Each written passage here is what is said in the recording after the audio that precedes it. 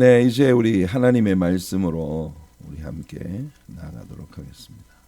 시편 19편 8절이에요. 시편 19편 8절에 상반절을 오늘 아침 우리가 함께 본문으로 삼아서 여호와의 교훈이라고 하는 제목의 말씀으로 우리 은혜를 함께 나누도록 하겠습니다. 다윗은 시편 19편에서 말씀, 성경 말씀을 6가지 다른 이름으로 부르고 있는데요. 오늘 그 세 번째 이름 여호와의 교훈이라는 하나님의 말씀에 대한 다윗의 또 하나의 새로운 호칭을 우리가 같이 나누도록 하겠습니다. 자, 시편 19편 8절이요. 오늘은 상반절 노란색으로 하이라이트이 되어 있는 부분을 본문으로 삼아서 함께 말씀을 나누도록 하겠습니다.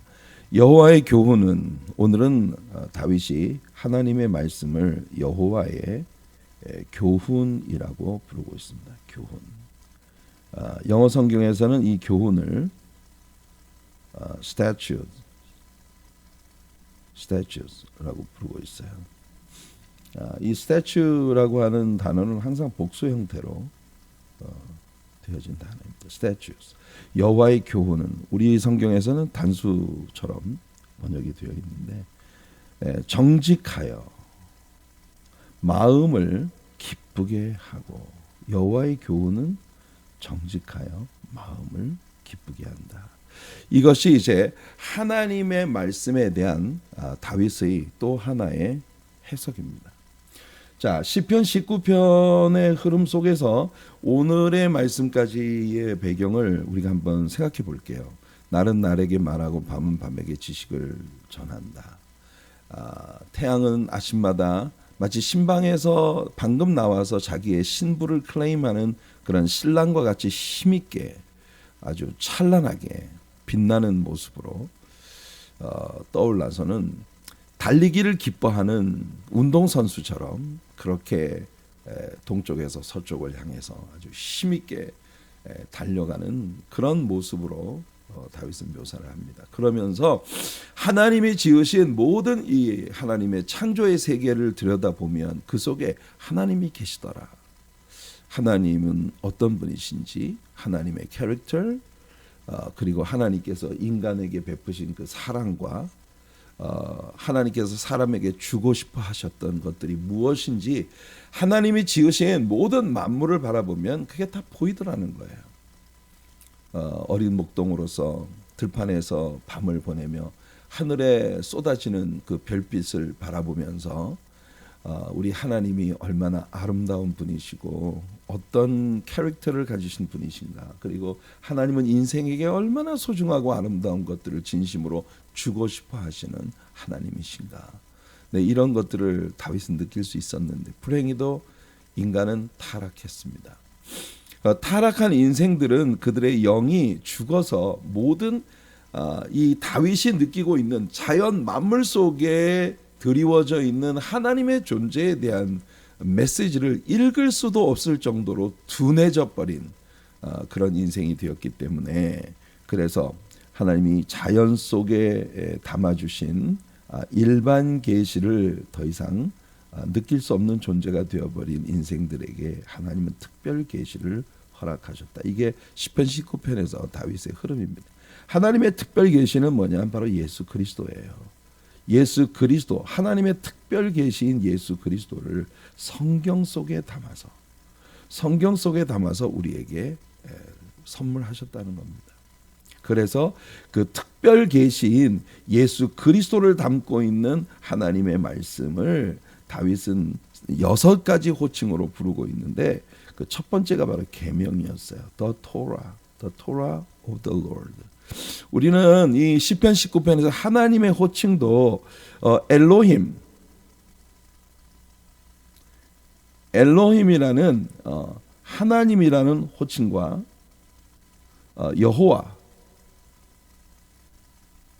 여호와라는 호칭이 여러분 그 두 가지가 다 시편 19편에서 사용되었다고 하는 걸 우리는 배웠습니다. 하나님의 창조에 관해서 이야기할 때 다윗은 하나님을 하나님이라고 불렀어요. 엘로힘. 이 엘이라고 하는 이름은 하나님의 권능이 강조되어진 이름이라 했습니다. 엘 샤다이, 엘 엘리온, 엘 올람, 엘 엘로헤 이스라엘, 뭐 이런 식으로 하나님의 이름이 나타날 때는 모든 무에서 유를 창조해내신 하나님의 창조의 권능이 담겨진. 그래서 전반부에서 창조에 관한 이야기를 할 때 다윗은 하나님을 하나님이라고 불렀어요. 그러나 이 말씀에 관한 이야기를 할 때 다윗은 하나님을 여호와라는 이름으로 불렀습니다. 이 여호와라는 이름은 언약이에요. covenant, 언약, 약속의 이름입니다. 약속의 이름. 내가 너에게 무엇이 되어 주겠다. 여호와 이레, 여호와 니시, 여호와 라파, 여호와 로이, 여호와 샬롬, 여호와 짓케노, 여호와 샤마. 내가 너에게 무엇이 되어 주겠다라고 하는 그 언약의 이름.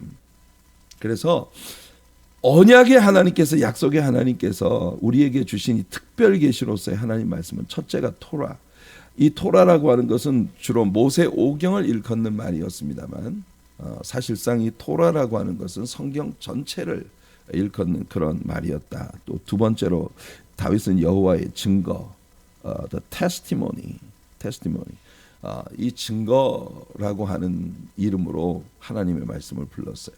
이 속에는 모든 것들이 이루어지기 전에 이미 모든 걸 다 경험하고 알고 계시는 하나님의 그 놀라운 지식의 근거를 두고 있는 약속의 말씀으로서의 성경을 다윗은 강조를 하고 있었던 것입니다. 그래서 우둔한 자, 이 우둔한 자라고 하는 것이 바보를 말하는 게 아니고 또는 그 아주 나이브한 그러니까 순진무구해서 거의 나태할 정도, 모든 것이 다 될 대로 되려는 식으로 방임하고 있는 그런 부류의 사람들을 이야기하는 게 아니고 여기서 우매한 자라고 하는 거, 우둔한 자라고 하는 것은 바로 자기 자신을 겸손히 낮추어 어린아이와 같은 마음으로 하나님의 말씀을 배우고자 하는 그런 갈망을 가진 자들에게는 하나님의 말씀이 지혜가 되어진다. 자, 그런 개념이라는 걸 우리가 지금까지 얘기했거든요. 이제 오늘 세 번째로 다윗은 하나님을 여호와의 교훈이라고 부르고 있는데요. 이 교훈이라고 하는 것은 아까도 말씀드린 것처럼 the statutes of the Lord, 여호와의 교훈. 이 교훈이라고 하는 단어는 히브리어에서 피쿠드입니다. 피쿠드. 이 피쿠드라고 하는 이 단어의 의미는 가르침인데, 그 교훈이라고 하는 말이 잘 번역됐네라고 여러분들이 생각하시겠습니다만, 그냥 일반적인 교훈이라는 말로는 이해하기 어려운 그런 의미가 있어요. 이 속에 The statutes라고 하는 피쿠드라고 하는 이 히브리어 단어는요, 실질적인 생활 속에 적용할 수 있도록, 그러니까 application입니다. application.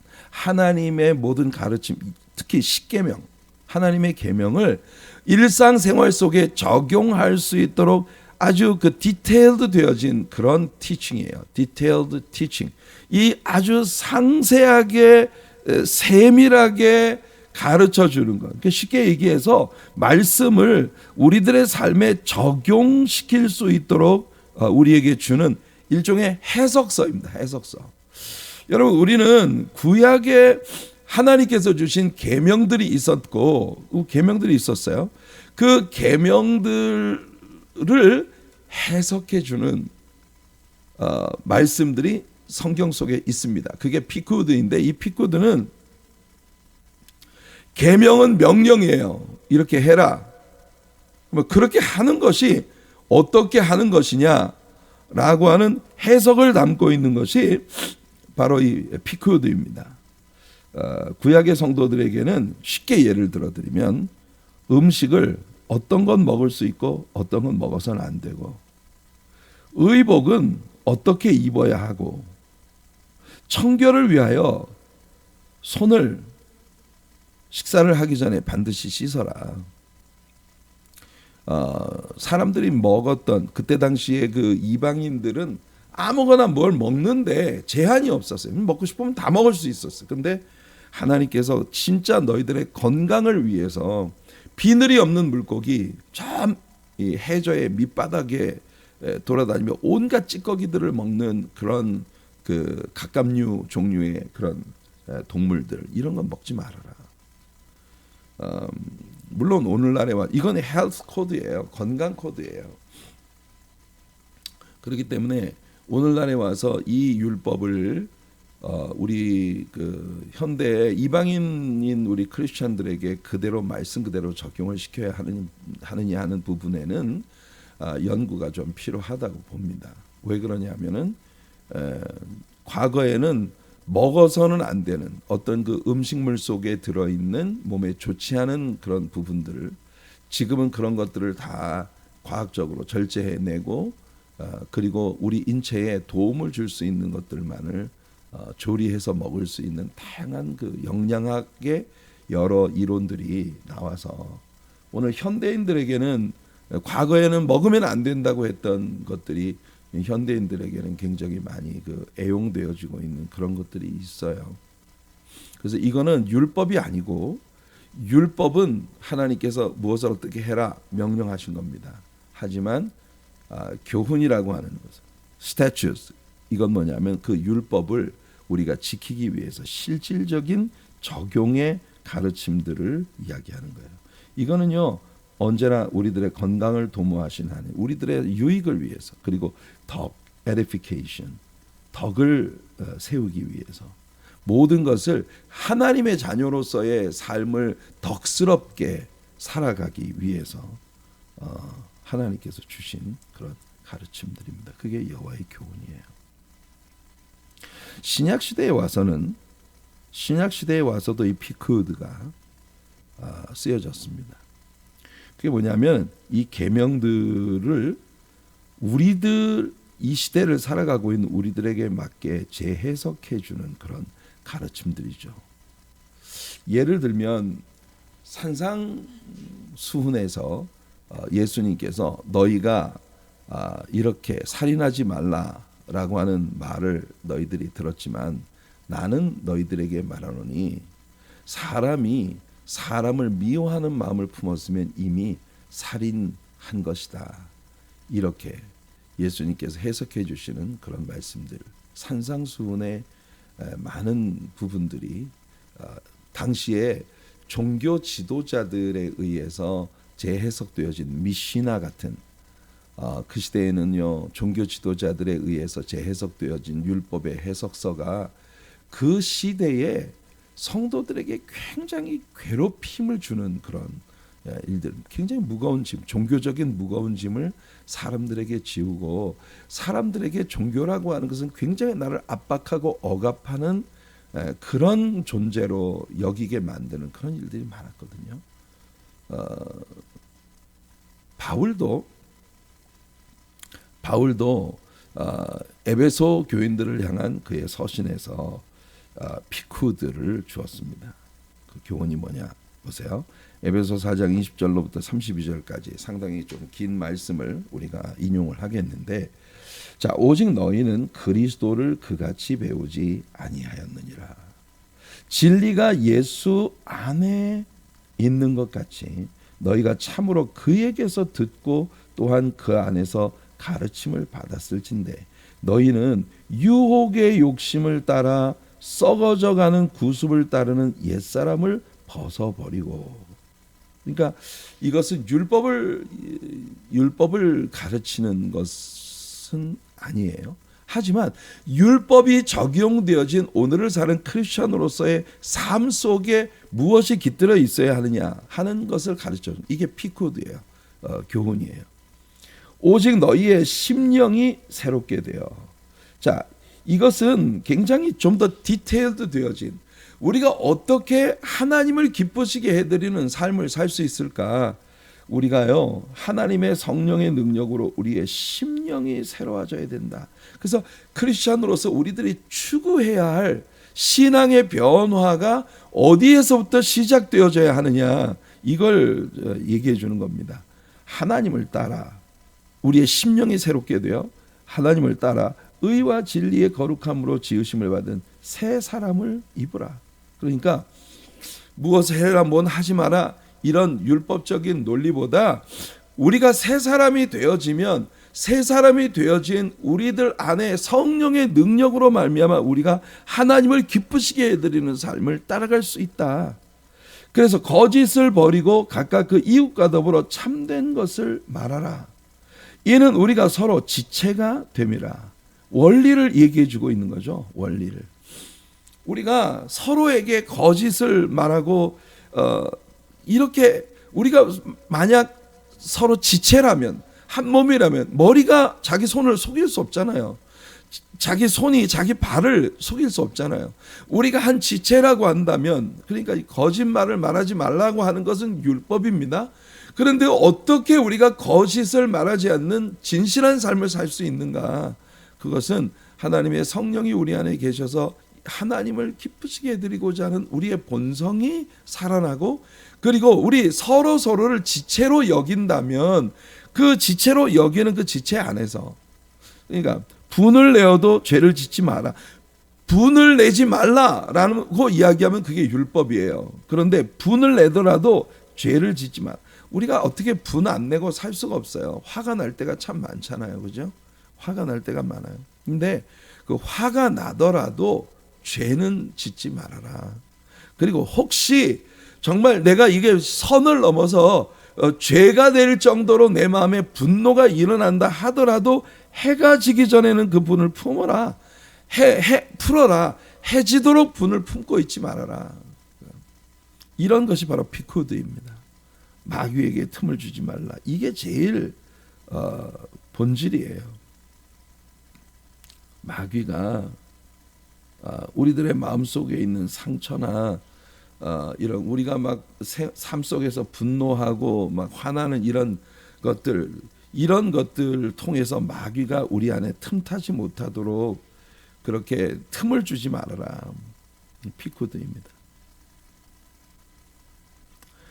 도둑질하는 자는 다시 도둑질하지 말고 돌이켜 가난한 자에게 구제할 수 있도록 자기 손으로 수고하여 선한 일을 하라. 여러분, 도둑질을 하지 말라. 이게 율법이거든요. 그런데 도둑질을 하지 않는 보다 건전한 이유. 여러분, 도둑질하는 사람은 도둑질한 물건으로 선한 일을 못합니다. 도둑질을 하는 사람들이 도둑질을 하는 이유는 죄를 짓기 위해서예요. 그러나 가난한 자에게 구제하는 이런 선한 일을 하고 싶어서 자기의 손으로 직접 수고해서 선한 일을 하는 것, 이것을 하고자 하는 열심이 우리 안에 일어나게 되었을 때 우리는 적어도 도둑질하지 않고 내 힘으로 정당하게 노동하고 수고해서 그것을 통해서 선한 일을 도모하고자 하는 보다 더 나은 곳을 향해서 나아가기 위한 가르침 피쿠드. 무릇 더러운 말은 너희 입 밖에도 내지 말고 오직 덕을 세우는데 소용되는 대로 선한 말을 하여 듣는 자들에게 은혜를 끼치게 하라. 보세요. 그러니까 말을 할 때 입 밖에 망령된 말을 하지 말아라. 이게 계명이에요. 그 망령된 말을 하지 않는다는 것에 대한 내적인 그런 적용을 얘기해 주는 겁니다. 이 피코드예요. 선한 말을 되도록이면 덕을 세우지 못하는 말보다는 언제나 입을 열면 선한 말을 해서 듣는 자들에게 은혜를 끼치게 해라. 하나님의 성령을 근심하게 하지 말라. 그 안에서 너희가 구원의 날까지 인치심을 받았느니라. 너희는 모든 악독과 노함과 분냄과 떠드는 것과 비방하는 것을 모든 악의와 함께 버리고 서로 친절하게 하며 불쌍히 여기며 서로를 불쌍히 여기고 서로 용서하기를 하나님이 그리스도 안에서 너희를 용서하신 것 같이 하라. 우리에게는 우리가 다른 사람의 허물과 잘못들을 용서해야 할 이유가 있어요. 그 용서해야 할 이유가 뭐냐 하면 이미 우리가 그리스도로 말미암아 하나님께로부터 용서를 받았으니까. 우리는 하나님께 이미 용서를 받은 사람들이기 때문에 그래서 우리는 용서를 해야 할 근거를 가지고 있는 겁니다. 다시 말씀드리지만 성경 시대, 즉 예수님 시대에 이스라엘 나라에 있어서 입법자들, 그때 당시에 예수님 당시의 입법자들은 바로 바리새인들이 35석, 사두개인들이 35석 차지하고 있었던 것도 70석의 산헤드린이라고 하는 공의회가 이스라엘의 법을 세우는 자들이었습니다. 그들은 다 종교 지도자들이에요. 그래서 입법자들에 의해서 세워진 이 미시나라고 하는 이게 피쿠드예요. 교훈이에요, 교훈. 율법을 어떻게 적용해야 하느냐 하는 그런 걸 담고 있는 거죠. 율법 적용의 해석서들. 제가 종종 여러분들에게 인용을 해드렸습니다. 안식일을 거룩하게 지켜라. 이게 계명이에요. 그런데 안식일을 거룩하게 어떻게 지킬 수 있느냐? 예를 들어서 몇 마일 이상은 걸으면 노동이다. 몸에 붙지 않은 것을 손에 들고 다니는 건 무조건 다 노동이다. 이렇게 문자적으로 굴레를 씌워서 여러분 유대교라고 하는 종교를 믿는 당시의 이스라엘 사람들에게 항상 우리는 아무것도 율법의 의를 이룰 수 없는 그런 정말 죄인이다라고 하는 guilty feeling이 말로 다 할 수 없는 무거운 죄책이 그들의 마음을 온통 짓누르고 있는 그래서 언제나 슬프고 그래서 하나님 앞에 나오면요 항상 턱을 길게 내리뜨고 슬픈 얼굴을 하고 주여 또 실패했습니다. 또 실패했습니다. 이런 늘 실패자로서의 무게를 가지고 살아가야 하는 것이 그 시대의 사람들이었던 거예요. 하나님의 자녀가 반드시 누려야 할 진정한 평안과 자유함과 안식을 마음에서 모두 빼앗아가 버리고 언제나 슬픔의 무게에 짓눌려 살아가야 하는 이런 율법적인 종교가 되게 만든 사람들이 바로 그 시대의 입법자들이거든요. 그러나 우리 예수님이 오셔서 그들이 전통적으로 가지고 있었던 잘못된 개념의 피쿠들을 완전히 새롭게 만들어 주십니다.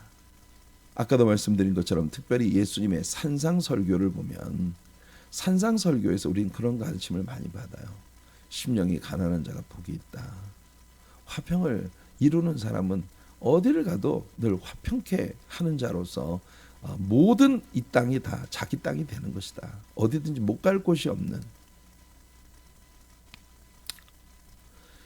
예수님은 당신의 생애 가운데 그 시대에 주이시 커뮤니티에서 이스라엘 사람들의 커뮤니티 안에서 정말 완전히 쓸모없는 쓰레기들로 여겨지고 있었던 완전 쓸모없는 자들로 낙인 찍혀진 불쌍한 영혼들에게 다가가 그들에게 진정한 자유를 주시는 그런 사역들을 많이 하셨습니다.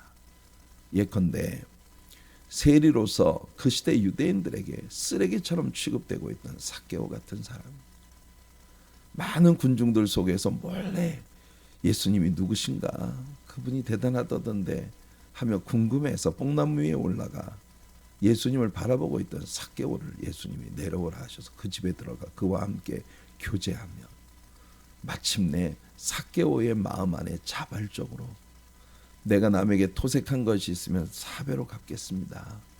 내 재산의 절반을 가난한 자들에게 나누어 주겠습니다. 이런 고백이 율법 때문이 아니라 온 세상 사람들에게 쓰레기 취급을 받던 사람이 그 마음 안에서 하나님을 향한 자발적인 은혜가 넘쳐 자유함 가운데서 이런 아름다운 일을 하게 하신 겁니다. 이게 교훈이에요. 피크. 예수님이 율법을 재해석해서 가르쳐 주신 말씀들입니다. 간음을 하다 현장에서 체포되어 왔어요. 분명히 율법을 적용하려고 하면 남자와 여자를 함께 돌로 치게 되어 있는데 남자는 빼놓고 여자만 끌고 와서 그 연약한 여인을 예수님의 성전에서 가르치는 예수님의 발 앞에 내던지고 저마다 손에 크고 작은 돌들을 들고 바로 이 여인을 돌로 칠 준비가 되어 있었던 그 군중들을 향해서 예수님은 너희들 가운데 죄 없는 사람이 먼저 돌을 던져라. 그들의 양심 속에서 내가 죄 없어서 무죄하기 때문에 이 여자를 돌로 칠 자격이 있다고 생각하는 사람은 아무도 없었습니다. 그녀에게 나도 너를 정죄하지 않는다. 가서 다시는 죄를 짓지 말라. 그녀의 내면에 주님의 그 엄청난 사랑을 심어주셔서 그 자유함 가운데 하나님을 기쁘시게 해드리는 삶을 살아갈 치유와 회복의 은총을 그녀에게 베풀어 주신 것입니다. 날 때부터 눈이 멀었어요.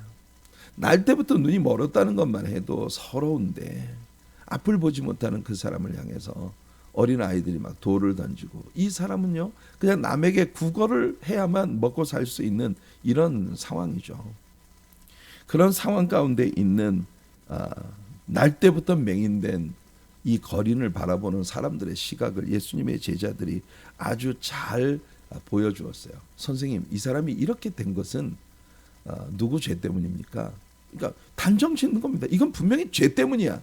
부모가 죄를 지었거나 이 아이가 엄마 뱃속에 있을 때 죄를 지었거나 죄 때문이다라고 단정을 짓고 있는 거예요. 어떤 사람이 어려운 가운데 있어. 그 무조건 죄 때문이다라고 단정을 짓는, 이게 종교예요. 이게 율법이에요. 그런데 예수님은 다르게 한번 보자. 이 사람이 맹인으로 태어난 것은 하나님께서 이 사람을 통해서 영광을 받으시기 위한 것일 수도 있어. 그리고 예수님께서 이 사람에게 눈에 진흙을 발라 실로암 연못에 가서 씻으라. 그리고 예수님은 갈 길을 가셨습니다. 실로암 연못에 가서 이 사람이 보게 되어졌을 때 유대인 종교 지도자들에게 불려가 굉장히 괴로움을 받죠. 그런데 유대인 종교 지도자들은 이럴 리가 없어. 네가 어떻게 맹인으로 태어났는데 본단 말이야. 이런 일은 일어날 수가 없어. 근데 났는데 부모들도 얘를 떠밉니다. 그렇게 정말 눈을 떴다는 것 때문에 그 시대의 모든 사회로부터 축출될 위기에 있었어요. 그런데 그는 말합니다. 그 참 이상하다. 나같이 장애인으로 태어나서 율법을 배울 기회조차 박탈당했던 나 같은 자는 아무리 생각해봐도 이분이 메시아가 틀림없는데 성경을 그렇게 열심히 공부한 당신들은 왜 그걸 모르지? 이 사람에게는 누구도 빼앗아갈 수 없는 자유와 평화가 깃들인 것입니다. 예수님은 그 시대에 버림받았던, 정말 아무도 인정해주지 않고 사람 취급하지 않던 쓰레기처럼 취급을 당하던 사람들을 들어서 그들에게 진정한 자유와 평화를 안겨주시는 교훈을 주신 겁니다. 피쿠드. 그래서 오늘 우리들의 본문은 여호와의 교훈은 피쿠드, 여호와 하나님의 율법을 우리에게 적용할 수 있는 애플리케이션을 우리에게 가져다 주신 여호와의 교훈은 정직하여 마음을 기쁘게 한다. 여러분, 하나님의 교훈으로 들어가면 우리 마음이 기뻐져요. 우리 마음이 기뻐져요. 왜냐하면 하나님은 우리를 정죄하고 쓰레기 취급하시는 분이 아닙니다. 우리는 그런 취급을 받아 마땅한 사람들이지만 하나님을 사랑할 수 있도록 우리 안에 성령을 불어넣어 주시고 하나님의 율법을 정말 따사로운 그런 방법으로 해석하시고 우리들에게 그 말씀을 적용시켜 주심으로 우리에게 치유와 회복과 회개와 자유함과 평안과 안식과 은혜를 가져다 주는, 결국은 말입니다. 이 정직함이라고 하는 것은 우리들의 마음을 짓누르고 있는 모든 것이 다 사라져버린 purify 되어진, 정화되어진 그런 마음이고, 결국은 하나님과 순수한 사랑에 빠져들게 만들어주는 그런 실질적인 가르침이에요. 그래서 여호와의 교훈은요, 우리에게 항상 기쁨을 줍니다. 항상 우리에게 기쁨을 줘요. 율법의 무거운 짐에 짓눌리게 만드는 것이 아니라 하나님과 함께 살아가는 우리들, 내 죄를 주님 앞에 자복할 수 있는 정직함, 나에게 이 모든 것, 하나님과 나 사이를 가로막고 있는 모든 것들을 퓨리파이 할 수 있는 그런, 그래서 우리에게 진정한 자유와 평화와 안식을 누리게 만들어주는 것, 그것이 바로 여호와의 교훈이다. 다윗은 어떻게 이런 단어들을 이렇게 적절하게 사용을 해서 하나님 말씀을 표현할 수 있을까? 저는요, 다윗이 말한 여호와의 교훈을 결정적으로 보여주는 말씀이 이 말씀이라 생각합니다. 오늘 우리들의 적용 말씀이에요. 누가복음 19장 9절과 10절입니다. 예수께서 이르시되 삭개오 이야기예요. 오늘 구원이 이 집에 이르렀으니 이 사람도 아브라함의 자손이미로다. 삭개오가, 여러분, 그 사람도 유대인이에요. 그런데 로마 정부의 앞잡이 노릇을 하고 있었던 세리 일을 하면서 사람들에게 쓰레기 취급을 받았고, 그러니까 삭개오는 더 고립된 채 점점 더 죄악된 일들을 했겠죠. 그런 그의 집에 예수님이 찾아오신 겁니다. 삭개오와 그냥 사랑의 대화를 나누었을 뿐이에요. 그런데 삭개오의 마음속에 하나님께 대한 사랑이 막 넘치게 된 겁니다. 결국 삭개오는 하나님을 기쁘시게 해드리는 삶의 자유를 가진 사람이 된 거예요. 그래서 예수님 선포하십니다. 오늘 구원이 이 집에 이르렀으니 이 사람도 아브라함의 자손이미로다. 인자가 온 것은 잃어버린 자를 찾아 구원하려 함이라. 이것이 기독교 복음의 실체예요. 우리가 왜 예수 믿지 않는 다른 사람을 보면 불쌍한 마음을 가지고 왜 그들에게 전도를 하고 싶은 마음이 일어나느냐 하면, 예수님이 잃어버린 자를 찾아 구원하기 위하여 이 땅에 오셨기 때문이에요. 그래서 예수님의 이 사랑 때문에 우리들도 구원을 받았거든요.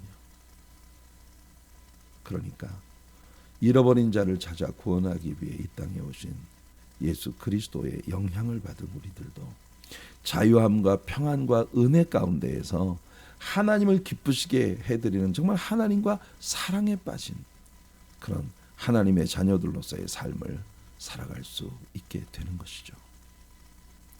오늘 하루를 우리에게 사랑을 부어주신 주님의 마음으로 살아가면서 예수님과의 달콤한 교제가 우리들의 인격 속에 스며들어 주님의 사랑과 은총으로 세상을 바꾸는 그런 하나님의 사람으로서의 삶이 저와 여러분들에게 열려지게 되기를 예수님의 이름으로 축복해 드립니다.